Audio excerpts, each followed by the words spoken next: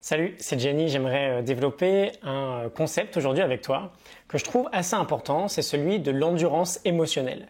J'ai eu une petite discussion hier avec un ami qui me disait qu'il avait pas mal de difficultés en ce moment à tenir son rythme avec les températures très élevées qui fatiguent beaucoup en fait. Et du coup, et c'est souvent le cas en général, on est fatigué, on dort mal, on a moins d'énergie le matin, on fait des choix alimentaires un peu douteux, on a un peu la flemme de faire du sport finalement et on déclenche une spirale négative.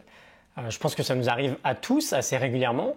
Et la difficulté, évidemment, c'est que plus on se laisse entraîner dans cette mauvaise spirale, et plus c'est difficile de s'en sortir.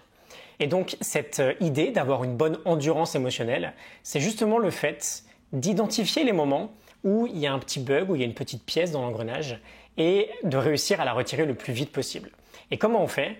On développe cette endurance. Dès qu'on a une mauvaise journée, où on se sent pas très bien, où on fait quelque chose de pas très bien, on essaye de respecter encore plus son protocole. On essaye de respecter avec encore plus d'assiduité les choses qu'on fait dans une bonne journée.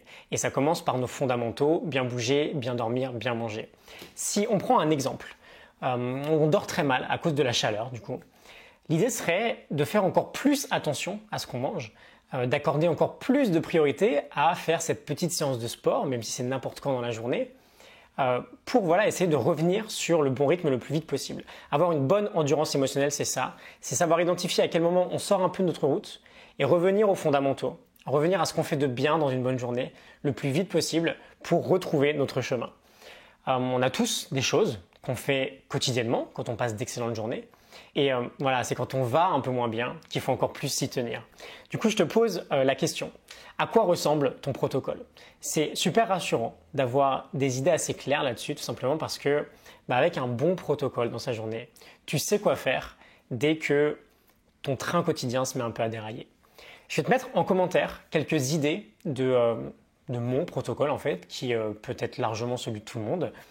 J'espère que ça t'a parlé. Endurance émotionnelle. Il fait extrêmement chaud en ce moment, c'est pour ça que j'en parle aussi, donc profites-en pour être encore plus assidu sur les choses qui fonctionnent, bien se reposer, couper un peu plus l'électronique, bien manger, toutes ces choses-là. Et je te souhaite une excellente journée, je te dis à demain pour un nouvel épisode. À demain, salut.